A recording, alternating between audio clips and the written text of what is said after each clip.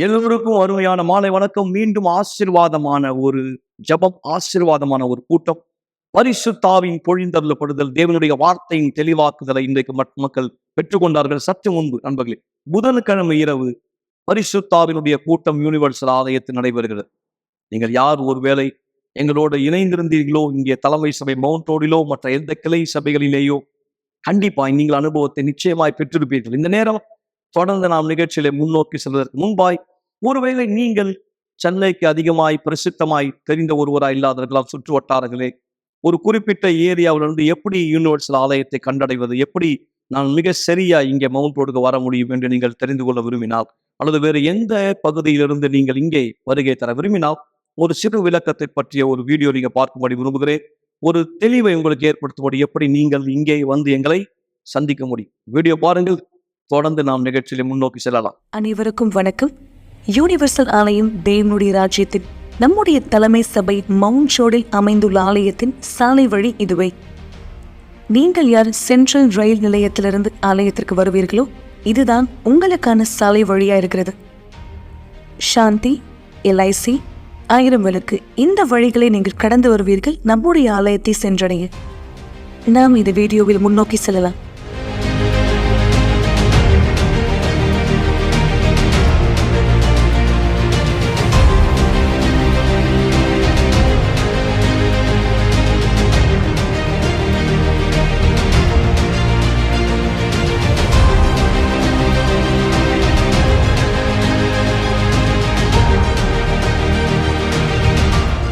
நீங்கள் யார் பேருந்தில் பயணம் செய்து ஆலயத்துக்கு வர வேண்டியதாக இருக்கிறதோ, இப்பொழுது நீங்கள் பார்க்க போகிற இந்த பேருந்து நிறுத்தம், இந்த இடத்தில் தான் ஆனந்த் தியேட்டர்.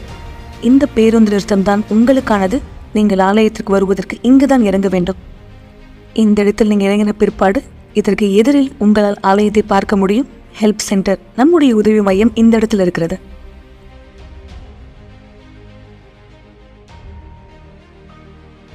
இப்பொழுது நீங்க பார்க்குற இந்த வீடியோ, நீங்க யாரு ஜெமினியிலிருந்து வருவீங்களோ, இதை நீங்க ஆலயத்துக்கு வர வேண்டிய சாலை வழியா இருக்கு.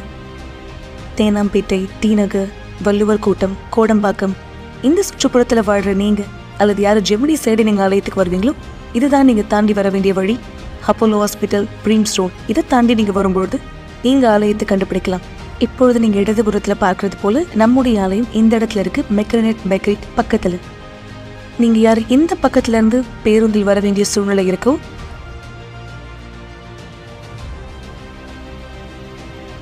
இப்போது நீங்க பார்க்க போற இந்த பேருந்து நிறுத்தம் தான் உங்களுக்கானது. இந்த இடத்துல இருந்து இறங்கி இதற்கு பின்பாக நீங்க நடந்து வரும்போது ஆலயத்தை கண்டுபிடிக்கலாம். நீங்க இந்த மேப்ல பார்க்கறது போல பஸ் ஸ்டாண்ட்ல இருந்து நீங்க ஆலயத்தை கண்டுபிடிக்க. நன்றி.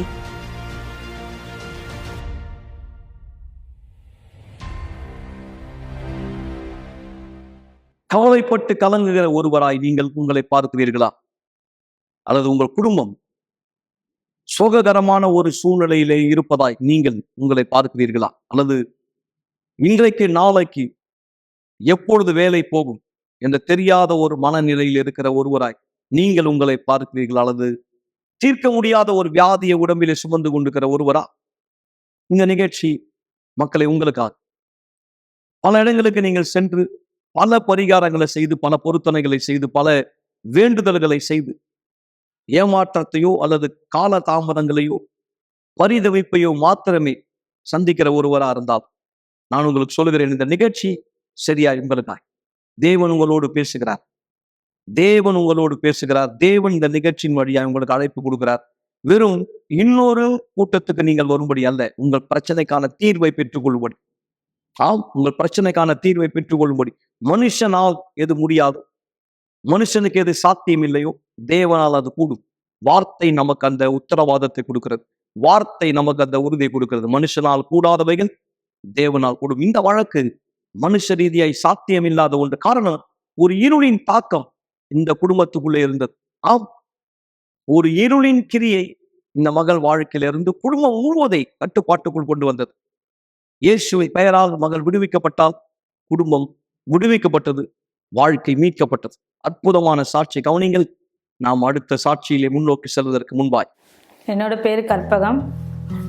நான் என் முன்பாக என் வாழ்க்கை மிகவும் அழிக்கப்பட்ட நிலையில் இருந்தது. வீட்டில் பிரச்சனை, கடன் பிரச்சனை, குடும்பத்தில் அடிக்கடி சண்டை, என் குழந்தைங்க மூலமாக எனக்கு பிரச்சனை. என்னோடய பெரிய மகள் பேர் சசிகலா. அவளுக்கு தான் அடிக்கடி பிரச்சனை இருந்துகிட்டே இருந்தது. உடல் வியாதி இருக்கும். அவள் காலேஜுக்கு போகிறத ஒரு பெரிய பாரமாக நினச்சி போயிட்டு இருந்தா. படிப்பை இது பண்ணுறது. அவளுக்கு ஒரு தாழ்வு மனப்பான்மை இருந்ததால் எனக்குள்ளேயும் தாழ்வு மனப்பான்மை, தற்கொலை என்ன இருக்கும். இதனோட எஃபெக்டாக என்னன்னு தெரியல, என் மகளோட வாழ்க்கையிலையும் அது இருந்தது. பிஇ படிக்கும்போது செகண்ட் இயர் படிக்கும்போது நான் இனிமேல் காலேஜ் போக மாட்டேன் அப்படின்னு சொல்ல ஆரம்பிச்சிட்டா. காலேஜுக்கு போகிறதில்ல. எனக்கு பிள்ளைங்க படிக்கணும் அப்படின்றதுல நான் ரொம்ப ஆர்வமாக இருப்பேன். அதனால் அவளை திரும்பவும் படிக்க சொல்லி அவளுக்கு கம்பல் பண்ணதால் அவள் சூசைடுக்கு முடிவு பண்ணிட்டான். ஒரு நாள் அவள் சூசைட் அட்டம் பண்ணதால் எனக்கு என்ன பண்ணணும்னு தெரியல. இதுக்கு முன்னாடி அவளை இந்த சூழ்நிலையில் மீட்கிறதுக்காக நான் போகாத இடம் இல்லை. கோவில், குளம், யார் என்ன சொன்னாலும் நான் செஞ்சுட்டு இருந்தேன். அவள் எப்படியாவது அவள் மனம் மாறுவா அப்படின்னு சொல்லிட்டு. ஆனால் கடைசியான சூழ்நிலை என்னன்னா, நான் ரொம்ப பயங்கரமாக பாதிக்கப்பட்டது எப்படின்னா, என் மகளையே நான் இழந்துட்டேன். அவள் தற்கொலை பண்ணிக்கிட்டு அன்னைக்கு சூழ்நிலையில் என்ன பண்ணுறதுன்னு தெரியல. வீட்டில் யாருமே இல்லை. நான் தனியாக கொண்டு போய் ஹாஸ்பிட்டலில் சேர்த்தா அவளுக்கு ஒன்றும் இல்லை, பல்செல்லாம் இல்லை, நீங்கள் என்ன பண்ணுவீங்களோ தெரியாது அப்படின்னு வீட்டுக்கு கூப்பிட்டு போயிடுங்கன்னு சொல்லிட்டாங்க. அந்த மாதிரி ஒரு சூழ்நிலையில் எங்கள் அக்கா இந்த இடத்த பற்றி, இந்த ஆலயத்தை பற்றி சொன்னாங்க. நான் ஒரு அவநம்பிக்கையாக தான் இங்கே வந்தேன். எங்கெங்கேயோ போனோம், அது நடக்கலை, இங்கே மட்டும் நடக்குமான்னு. ஆனால் நான் என் குழந்தைய பிணமாக தான் இந்த இடத்துல நான் கூப்பிட்டு வந்தேன். அப்போ முதல் மீட்டிங்லேயே எனக்கு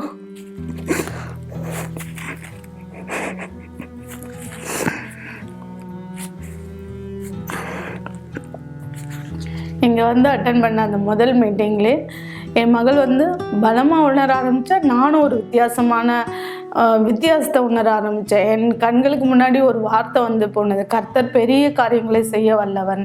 உண்மையாக அது என்னோடய வாழ்க்கையில் அன்றைக்கி நடந்தது. அன்றைக்கி மீட்டிங் அன்றைக்கி நாங்கள் இந்த கவுன்சிலிங் முடிச்சுட்டு வெளியே போனால் என்னோடய டாக்டர் எப்போவுமே அவள் ஒரு விஷயத்த செய்ய மாட்டா. நான் இவ தொடர்ந்து காலேஜ் போவாளா அப்படின்ற ஒரு அவநம்பிக்கையாக தான் இருந்தேன். ஆனால் அந்த கவுன்சிலிங்க்கு அப்புறமா அவள் என்ன சொன்னான்னா, என் மம்மி நாளையிலேருந்து நான் காலேஜுக்கு போகிறேன் அப்படின்னு. ஆல்ரெடி ஏற்கனவே ரொம்ப வீக்காக இருந்தால், தற்கொலைக்கு முயற்சி பண்ணதால் அவளால் ஒன்றும் பண்ண முடியாது, எப்படி பண்ணுவான். ஆனால் மறுநாள் காலையில் எழுந்திரிச்சு ஃப்ரெஷ்ஷாக கிளம்பி காலேஜ் போயிட்டா. அந்த தெருவே நாள் இந்த பிள்ளைக்கு ஏதோ பிரச்சனை, போலீஸ்லாம் வந்தது அப்படின்னு பார்த்தாங்க. இன்றைக்கி காலேஜ் போகிறாளே அப்படின்னு ஆச்சரியமாக பார்த்தாங்க. ஆனால் தேவன் கர்த்தர் என் வாழ்க்கையில் பெரிய காரியம். அந்த நாள் முதற்கொண்டு நாங்கள் ஒவ்வொரு நாளும் ஆலயத்துக்கு வர ஆரம்பித்தோம். கொஞ்சம் கொஞ்சமாக என் மகள் வாழ்க்கையில் விடுதலை வந்தது.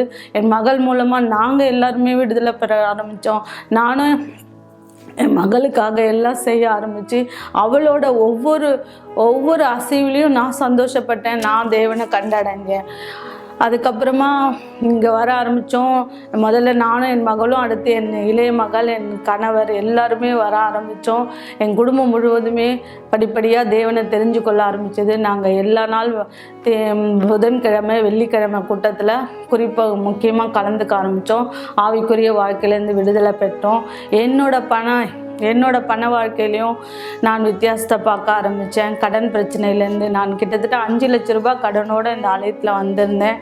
இங்கே வந்த பிறகு நான் இங்கே கடந்த வழிநடத்தலில் கேட்டு கீழ்ப்படிய ஆரம்பித்தேன்.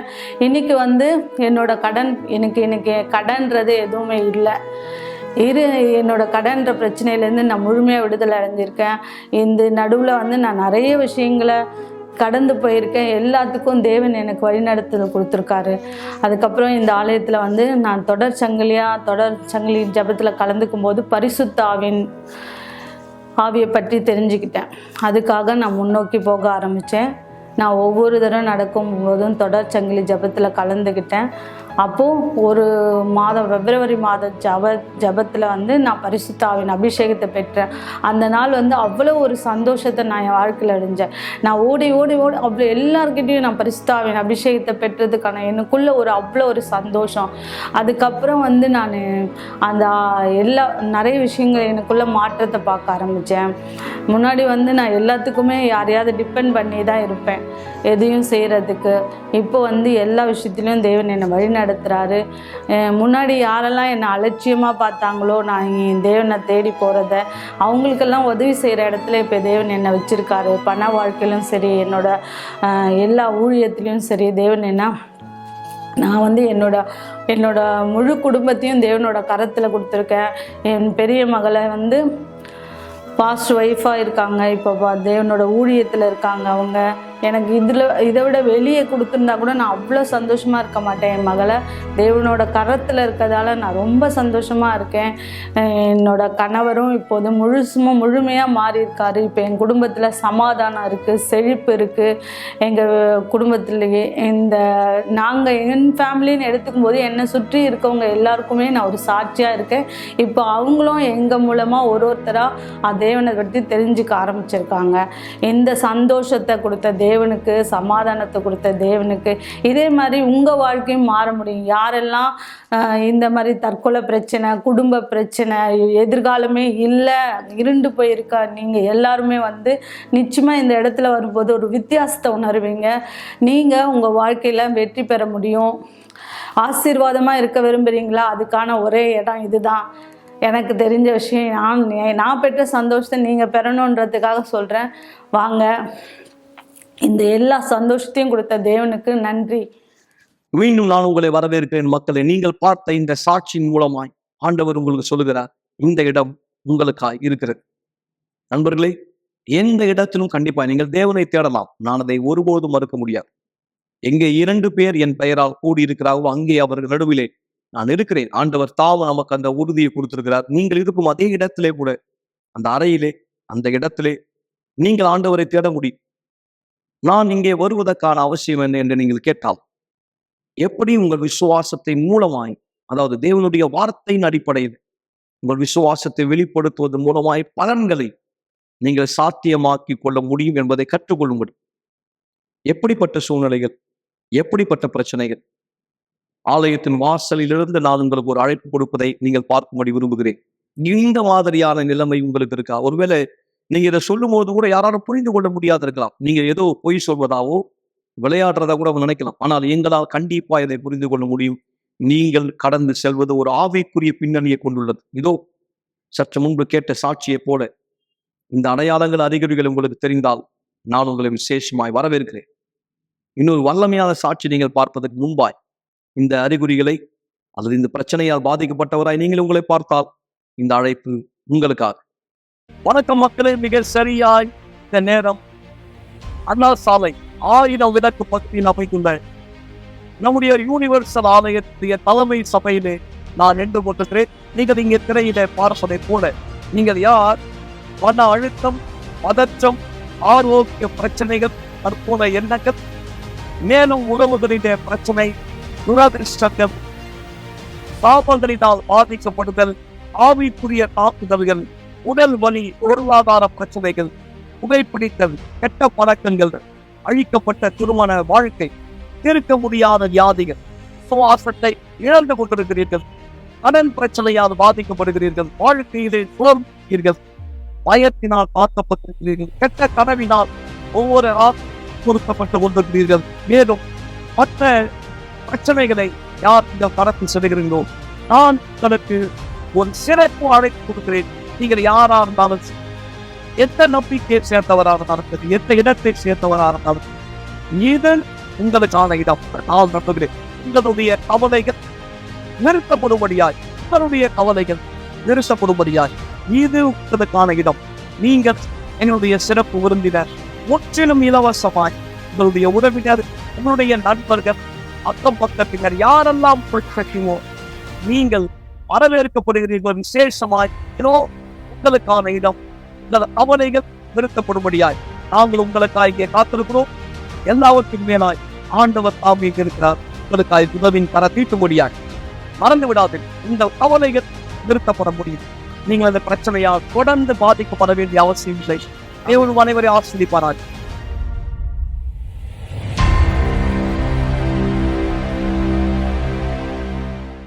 இந்த அழைப்பை பெற்ற நீங்கள் யாரா இருந்தாலும் சரி, எந்த பாஷையை சேர்ந்தவர், எந்த இடத்தை சேர்ந்தவர், எந்த நாட்டை சேர்ந்தவராய், மாநிலத்தை சேர்ந்தவராக இருந்தாலும் தேவன் ஒருவர் தான் மக்களே.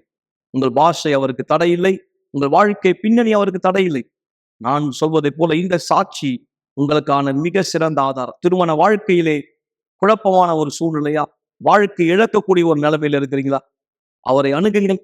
உங்கள் கவலைகள் கண்டிப்பாய் நிறுத்தப்பட முடியும். இந்த சாட்சியை தொடர்ந்து நாம் ஜெபிக்க போகிறோம். ஒரு டம்ளர் தண்ணீர் ஆயத்தப்படுத்திக் கொள்ளுங்கள், ஒரு பாட்டில் தண்ணி ஆயத்தப்படுத்திக் கொள்ளுங்கள். குடும்பத்தோட ஒன்றிணைங்கள்.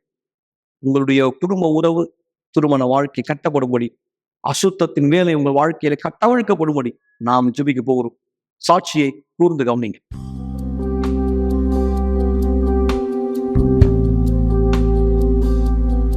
நாங்கள் திட்டமிட்டதை போலவே எல்லாமே கணக்கச்சிதமாக இருப்பினும் எது என்னுடைய கனவா இருந்ததோ அது என்னுடைய மோசமான கெட்ட கனவா மாறுச்சு. நான் பல கெட்ட குணங்கள் உள்ள மனுஷனா இருந்தேன். அதிகமா என்ன குடிக்க அர்ப்பணிச்ச காரணத்தினால விபச்சாரத்துல ஈடுபட்டேன். களியாட்டங்கள், ஆபாச படம் பார்க்கிறது போன்ற காரியங்கள் நான் செய்வேன். இது எனக்குள்ள மிகப்பெரிய வெறுமை தன்மையை கொண்டு வந்தது. இந்த வெறுமை தன்மையை என் கெட்ட பழக்கங்களால நான் நிரப்பிக் கொள்ளலாம் நான் நினைச்சேன். நான் ரொம்ப மூர்க்கமான காட்டு வினாடைத்தனமான ஒரு ஒரு வாலிபனா நான் மாறினேன்.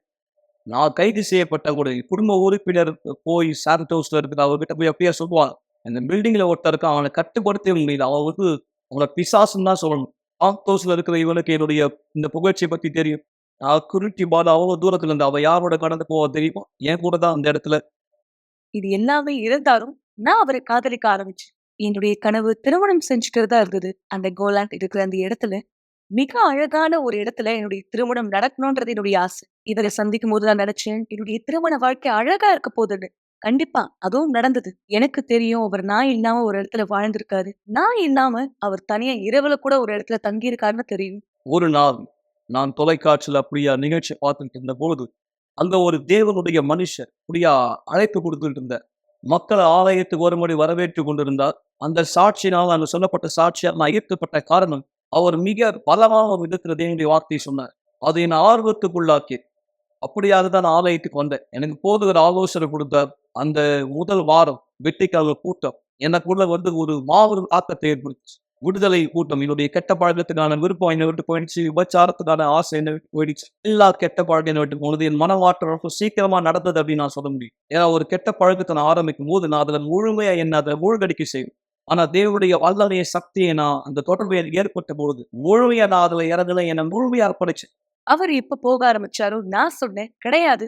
அவருடைய கண்களை மூடிட்டு இருக்க அந்த துணியை நான் எடுக்க போறேன்னு சொன்னேன்.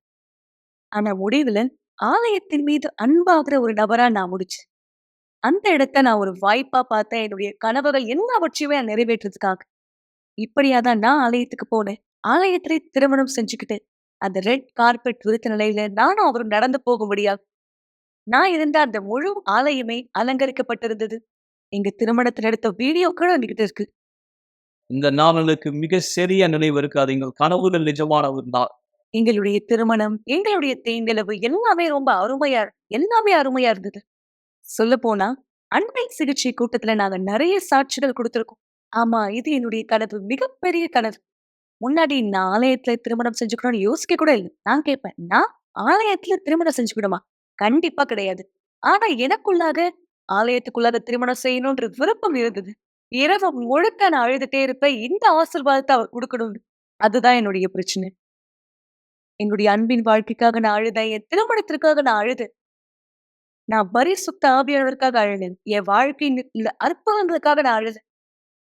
உண்மையாக சொல்லணும்னா நான் தனியா நிற்கிற ஒரு பெண்ணா இருக்கணும்ன்றதுதான் என்னுடைய நோக்கமா இருந்தது. நான் வீட்லயே சில வியாபாரங்கள் செய்வேன். ஏன்னா பண வாழ்க்கையில நான் அவருக்கு உதவி செய்யும்படியாக எனவே 2 பேருமே சேர்ந்து வளரலாம்னு நினைச்சோம். நாளுக்கு நாள் இது எல்லாத்துலயுமே நான் செய்ய போக தேவனோடு இருந்த என்னுடைய உடன்படிக்கையை நான் உடைச்சிட்டேன். நான் ஆலயத்துக்கு போகிறத நிறுத்தல. ஆனா காலம் போக போக நான் ரொம்ப சோர்வா இருக்குன்னு சொல்லி புறக்கணிக்க ஆரம்பிச்சு ஆனா கடைசியில தேவனையும் ஓரமா வச்சுட்டேன். அங்கதான் என்னுடைய போராட்டம், என்னுடைய போர்கள் தொடங்கி தொடக்கத்துல நான் என் ரட்சிக்கு மேல கவனம் செலுத்தியிருந்தா இவ பரிசுத்தாவின் மேல கவனம் செலுத்தல. குடும்பத்தை அதை புறக்கணிக்க தொடங்கினா வேலை மேலேயே அதிகமா கவனம் செலுத்த ஆரம்பிச்சார். குடும்பத்துக்குள்ளேயே பேச்சுவார்த்தைகள் இல்லாம போயிடுச்சு. எந்த ஒரு அன்பு இல்ல, அந்யோன்யம் இல்லாம போயிடுச்சு. ஒரு ஆணும் பெண்ணுமா நாங்க அந்த உடல் உறவு கூட இல்லாம இருந்தோம். 5, 6 மாத காலமா. எனக்கு உண்மையாவே முன்னாடி போறது ரொம்ப பிடிக்கும். நான் தான் முதலாளியா இருக்கணும்னு நினைப்பேன். வீட்ல எனக்கு இருந்த அதிகாரியோட நான் சண்டை போடுவேன். நான் நினைச்சேன் நான் தனியா வாழணும், சந்தோஷமா வாழணும். அதை என்னால செய்ய முடியும்னு நான் நினைச்சேன். அந்த நேரத்துல தான் என்னுடைய வேலை ஸ்தலத்துல ஒரு நபரை நான் சந்தித்தேன். அவர் என்ன விரும்பினாருன்னா, எல்லாருக்கும் முன்னாடி நாங்க உறவுல இருக்கணும்னு அவர் விரும்பினார். அவருடைய விருப்பம் எல்லாம் என்னுடைய திருமண வாழ்க்கையை நான் முடிச்சுட்டு அவரோட சேர்ந்து வாழணும்னு நினைச்சேன். அந்த இடத்துல தான் உண்மையான போரே துவங்குச்சு. நான் என்னால முடிஞ்ச எல்லாத்தையுமே செய்வேன். அவரே விவாகரத்து கொடுக்கும்படியாக செய்தேன். ஏன்னா எனக்கு துணிச்சல் இல்ல உண்மையை அவர்கிட்ட சொல்றது. என்னுடைய திருமண வாழ்க்கை நான் சந்தித்த போராட்டங்கள், போர்களை பத்தி யாருக்கும் தெரியாது. என்னுடைய பையன் சின்ன பையன். நான் அவன கைகளை ஏந்திட்டு ஆலயத்துக்கு கூட்டிட்டு போவேன். அதாவது பொதுவா கணவனை தேடி போராடுற பெண்கள் தான் நம்ம பொதுவா பார்ப்போம். ஆனா நான் தான் என்னுடைய திருமணத்துக்காக, என்னுடைய வாழ்க்கையை பொறுத்த வரைக்கும் நான் தான் அதுக்காக போராடினேன். இங்க இது குறிப்பிடப்பட வேண்டியது அவசியமான ஒன்று. 7 வருட காலம் என் திருமணத்துக்காக நான் போராடின. ஒரு நாள் நான் சொன்னேன், இது போதும். நான் தேவனிடத்துல என் திருமணத்துக்காக ஒரு பொருத்தனை பண்ணி நான் சொன்ன, ஆண்டவரே இது எல்லாமே அல்லது எதுவும் இல்லை. நான் ரொம்ப சோகமா இருந்தேன். நான் ரொம்ப வெறுமையா இருந்தேன். எனக்குள்ளாகவே ஒரு மிகப்பெரிய வெறுமை இருந்தது. அந்த வலி என்னுடைய சரீரத்தை காயப்படுத்தக்கூடியதா இருந்தது. சரீரபூர்வமா எனக்கு எந்த பிரச்சனையும் இல்ல. ஆனா அந்த வலி ரொம்பவே பலமா இருந்தது. நான் வேலை செய்த இடத்துல என்னுடைய ஷிஃப்ட் எல்லாத்தையும் மாத்துவாங்க. இரவும் பகலும் நான் வேலை செய்வேன். இரவுல என்னுடைய பிரேக் டைம் 3 மணிக்கு இருக்கும். அந்த நேரத்துல என்னுடைய வேலை ஸ்தலத்தை விட்டு நான் வெளியே வந்து தேவனிடத்துல பேசுவேன். நான் இப்படியா சொல்லுவேன், என் தேவனே, நீங்க மத்தவங்களுடைய வாழ்க்கையில என்ன செஞ்சிருக்கீங்களோ அதற்கு நானே சாட்சியா இருக்கேன். இந்த மாதிரி என்னுடைய ஜெபங்கள் தொடர்ந்து போயிட்டே இருக்கும். இந்த ஜெபத்துல பரிசுத்த ஆவியானவருக்காக நான் என்னை ஊற்றி விடுவேன். நான் அவர்ட்ட சொல்லுவேன், தேவனே, நான் உண்மையா உங்ககிட்ட சொல்றேன். நான் பீடத்துக்கு போக விரும்புறேன். ஆனா பீடத்தின் மீது என்னுடைய நோக்கம் இல்லை. ஆனா நான் முடிவெடுக்கிறேன், இனிமேல் ஒரு புதிய வாழ்க்கை ஆரம்பிக்கணும். போதும், அவ்வளவுதான்.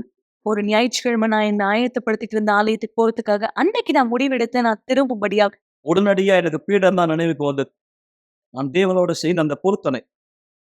பீடத்து மேல நான் சொன்னேன், இதோ தேவனுடைய பதில். எனக்கு தெரியும் தேவனால என்ன மன்னிக்க முடியும். அவர் ஏற்கனவே என்ன மன்னித்திருக்கார். ஆனா என்னையே என்னால மன்னிக்க முடியாம போயிடுச்சு.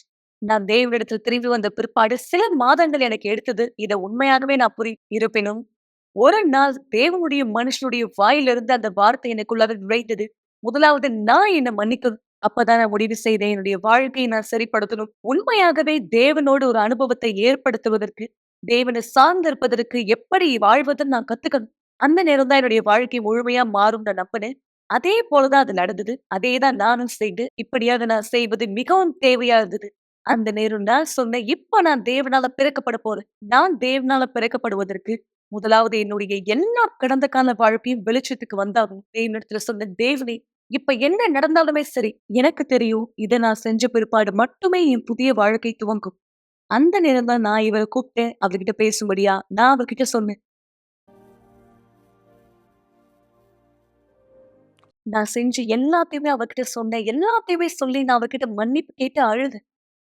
அப்ப நான் அவர்கிட்ட அழுதுட்டே சொன்னேன், நீங்க என்ன ஏத்துக்கிட்டீங்க அப்படின்னா நான் உங்ககிட்ட சத்தியம் பண்ணி சொல்றேன். நீங்க என்னுடைய நோக்கமா இருக்க மாட்டீங்க. நம்முடைய பையன் கூட என்னுடைய நோக்கமா இருக்க மாட்டார். என்னுடைய தேவனை மட்டுமே நான் முதலாவது வைப்பேன். எல்லாவற்றுக்கும் மேலாக அவர்தான் எனக்கு தேவையானவரா இருக்கிறார். ஆனா நீங்க என்னை விட்டு விலகி போகணும்னு நினைக்கிறீங்கன்னா, பரவாயில்ல. நான் உங்களை மன்னிப்பு கேட்க தான் இங்க வர சொன்னேன். ஏன்னா என்னுடைய வாழ்க்கையினுடைய பீடம் பரிசுத்த ஆவியானவரா மாற்றப்பட்டார். என்னுடைய வாக்குத்தத்தம் எந்த நாள் நிறைவேறிச்சோ அந்த நாள் என்னுடைய முழுமையை நான் அந்த நேரம் தான் என்னுடைய புதிய சாட்சி உண்டாகுச்சு.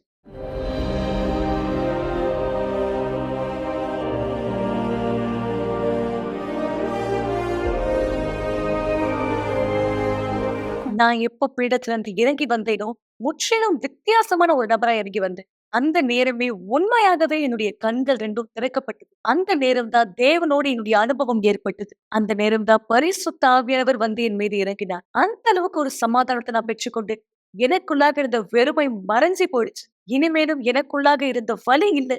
அந்த நேரமே நான் முழுமையா நிரப்பப்பட்ட நான் வழிய ஆரம்பிச்சு தேவனுடைய ஆவியுடைய சந்தோஷம், சமாதானம், அன்பு எனக்குள்ளாக இருந்தது. என்னுடைய பிறரை நேசிக்கக்கூடிய அன்பு எனக்குள்ளாக இருந்தது. என்ன சுத்தி எல்லாமே கலர மாறினது போல இருந்தது. இன்றைக்கு தேவனுக்கு மகனி அவருக்குள்ள ஒரு மாற்றத்தை பார்க்க அவர் பரிசுத்தாவை பெற்றுக் கொள்வதனுடைய மாற்றம் தெளிவா தெரியும்.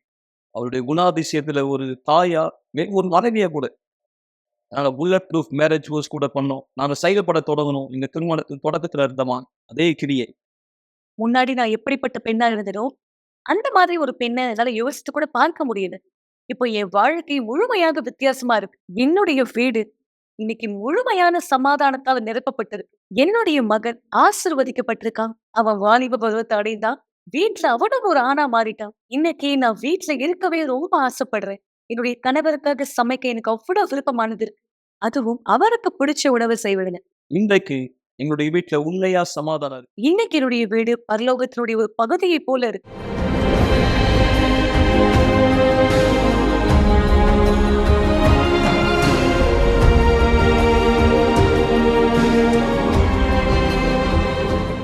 இன்னைக்கு என்னால முழுமையான சாட்சியை கொடுக்க முடியும். உண்மையான சாட்சியை கொடுக்க முடியும். தேவனோடு ஏற்பட்ட என்னுடைய அனுபவம் இதுவே உண்மையான சாட்சியா இருக்கு. இன்னைக்கு நானே ஒரு சாட்சியா மாற்றப்பட்டிருக்கேன். ஒரு கிளாஸ் தண்ணீரை ஆயத்தப்படுத்திக் கொள்ளுங்கள் அல்லது தொலைக்காட்சிக்கு அருகாமையிலே வாருங்கள். இந்த நேரம் உங்களுக்கான ஒரு சிறப்பு ஜெபத்தை நாம் செய்ய போகிறோம். தேவனை என் கரத்தை நீட்டி இந்த திருமணத்தை, இந்த குடும்பத்தை, இந்த பிள்ளைகளை நீ தொடும்படி கேட்கிறேன். ஆண்டவர் உம்மால் கூடும், உம்மால் மட்டுமே கூடும். எத்தனையோ இடங்களுக்கு சென்ற எவ்வளவு விஷயங்களை செய்து ஏமாற்றத்தையும் தோல்வியையும் இவர் சந்தித்திருக்கலாம். ஏன் தன்னிடத்தில் இருக்கிற எல்லாவற்றை இழந்த ஒரு நிலைமையில தன்னை இவர் பார்க்கலாம். ஆனால் இன்னும் இந்த நம்பிக்கை இவருக்குள் இருக்கிறது. கடுகளவு நம்பிக்கை, கடுகளவு விசுவாசம். இதன் மூலமாய் மலை போன்ற பிரச்சனைகளை கூட பெயர்க்க முடியும் என்று நீர் வார்த்தையிலே சொன்னீர். எனவே இவரிடத்துல கடைசியா இருப்பது இந்த மிச்சம் மீறி கொஞ்ச நம்பிக்கை மட்டுமே. இந்த நம்பிக்கை மூலமாய் ஒரு அதிசயத்தை செய்யும், ஒரு அற்புதத்தை செய்யும், ஒரு அடையாளத்தை காண்பி கவலை நிறுத்தப்பட முடியும் என்ற ஒரு நம்பிக்கை பிறக்கப்படும். இந்த தண்ணீரை ஆசீர்வதிக்கிறேன். சிறு பிள்ளைகளை, தம்பதியரை, பெற்றோர்களை, சகோதர சகோதரிகளை, குடும்பத்தார் அனைவரையும் ஆசீர்வதிக்கிறேன். பரிசுத்தாவின் வெளிச்சம் இந்த வீட்டுக்குள் பிரகாசிக்க கடவும், இருள் விலக கடவும், இந்த வாழ்க்கை புதிதாக்கப்படட்டும். உம் நாமத்தின் மகிமைக்காய் ஆண்டவராக இயேசு கிறிஸ்துவின் பெயராலே ஆமென். தேவனுடைய வெளிச்சம் உங்களுக்குள் இருக்கிறது. தண்ணீரை குடியுங்கள், ஜீவனை பெற்றுக் கொடுங்கள். மக்களை புது நம்பிக்கை பெற்றுக் கொடுங்கள். சோர்ந்து போக வேண்டாம், ஒரு முடிவுக்கு வந்துவிட வேண்டாம், அவசரப்பட வேண்டாம். ஆனால் காத்திருக்காதீர்கள். நீங்கள் செய்யக்கூடாதது ஒன்றுதான், காத்திருக்க கூடாது. அடி எடுத்து வையுங்கள், அவரை நோக்கி வாருங்கள். உங்கள் சூழ்நிலை அவர் கையில் ஒப்படையும். அவர் உங்களுக்கு ஆலோசனை கொடுப்பார், வழிகாட்டுதலை கொடுப்பார். நீங்கள் வெளியே வரும்படி இந்த நேரம் கீழே உள்ள தொலைபேசி எண்ணிலைகளை உடனே தொடர்பு கொள்ளலாம். நீங்கள் விரும்பினால் கண்டிப்பாய் வாட்ஸ்அப்பிலே செய்தி அனுப்பலாம். தேவன் தாமே உங்கள் ஒவ்வொருவரை ஆசீர்வதித்திருக்கிறார். ஆசீர்வாதமான இரவா இருக்கட்டும். சென்று வார். ஒரு நாள் நீங்க கடைசியா இந்த உலகத்துல எழுந்துப்பீங்க. அந்த நாள் கடைசியான நாளா இருக்கும்.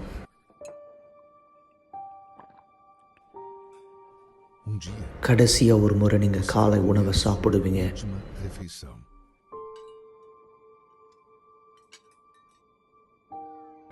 ஒரு நாள் உங்க குடும்பத்தினுடைய முகத்தை கடைசியா நீங்க பார்ப்பீங்க.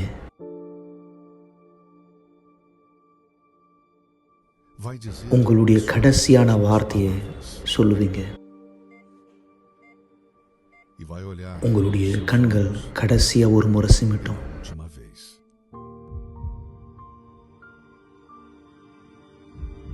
உங்க இருதய துடிப்பு கடைசியா ஒரு முறை துடிக்கும்.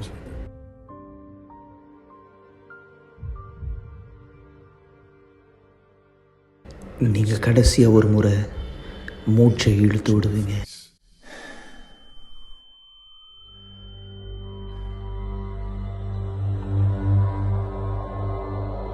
அந்த நேரம் உங்களுடைய ஆவிக்குரிய கண்களை திறக்கப்படும்.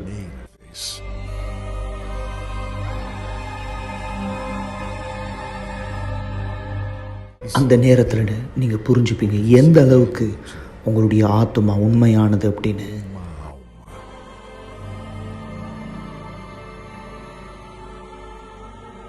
அந்த நாள் இந்த பூமியில் நடந்தது எல்லாமே உங்களுடைய ஆத்மாவை காப்பாற்ற மட்டும் நீங்கள் புரிஞ்சுப்பீங்க. கடைசியாக ஒரு முறை நீங்கள் அதை பார்க்குற நேரம் உங்கள் ஆத்மாவை வந்து கொண்டு போகிறது யார்? அந்த நேரம் நீங்கள் யார்கிட்ட உங்கள் நேரத்தை கொடுத்தீங்களோ, யார்கிட்ட உங்கள் நாளை கொடுத்தீங்களோ, யார்கிட்ட உங்கள் விருப்பத்தை செஞ்சீங்களோ, யாரை நீங்கள் வணங்குனீங்களோ, இந்த வாழ்க்கையில் இது உங்களை பதட்டப்படுத்துதா இல்லை இது உங்களை உறுதிப்படுத்துதா? உங்கள் கடைசி நாள் இந்த பூமியில் உங்களுடைய முதல் நாளாக அமைய போது பரலோகத்தில் தேவனோடு சந்தோஷமா அல்லது நித்திய கால மரணம் நரகத்தில்?